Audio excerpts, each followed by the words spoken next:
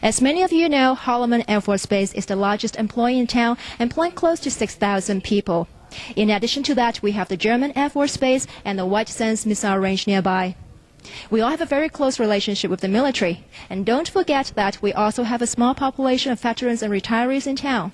The Air Force Sergeants Association, AFSA, makes sure that they are not forgotten by visiting them once a month. Merry Christmas! We just checked the list. You haven't been good the past year, so you got to give your present back. Well, you have to come take it. Everybody? Oh, yeah. Say, Santa, did we pay your expenses from the North Pole yet? I thought maybe it's getting water in there.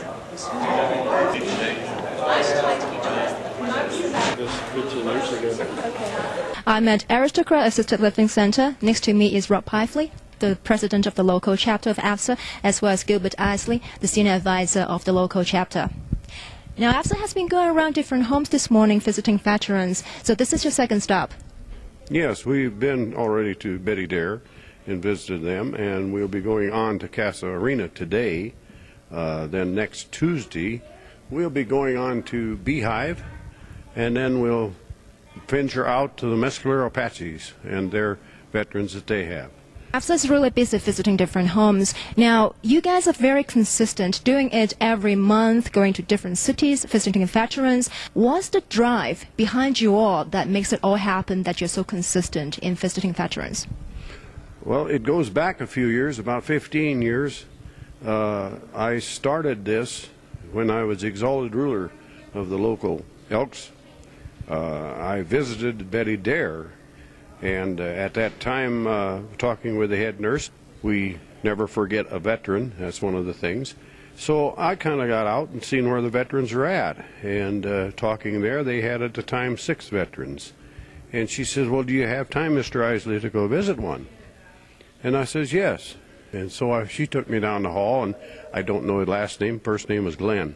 And he says, the only people that come through my door are doctors and nurses. I don't know how to talk to an outsider.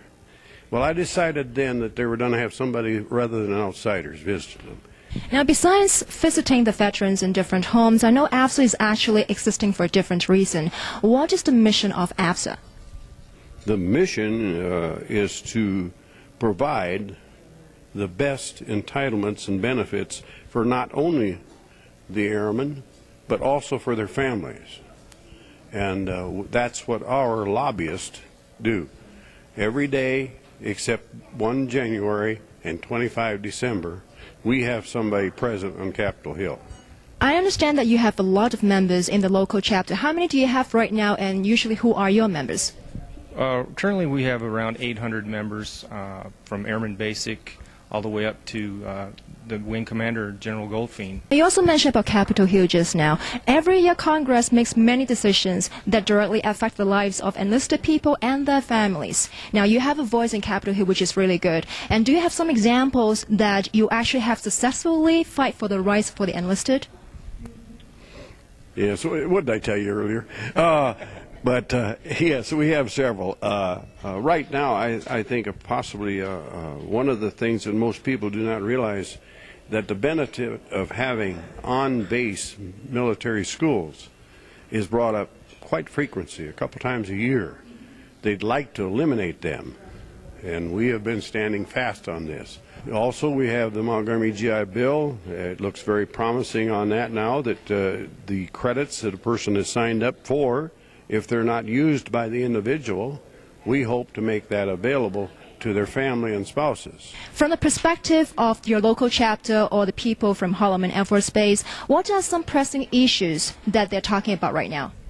Well, again, the GI Bill issue is something that's pretty big. Also, the dormitory privatization. It'll be a common area with a very nice kitchen, industrial appliances and such, and then sort of a living room, if you would, and then 4 bedrooms from that, much like a 4-bedroom apartment, I suppose.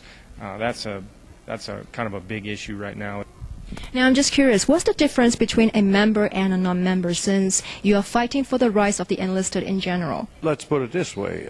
If you're the type that wants to have somebody else do their thinking for you, then I guess it's fair to sit back on your couch and watch your TV. Otherwise, we'd like to represent you. Is the size of membership important for AFSA in terms of lobbying? Yes, ma'am, it's very important. Currently, we're at about 130 members worldwide. 130,000 members worldwide. If we drop below 100,000 at any time, we lose our right and our lobbyists on Capitol Hill. Rob and Gil, thank you for joining us.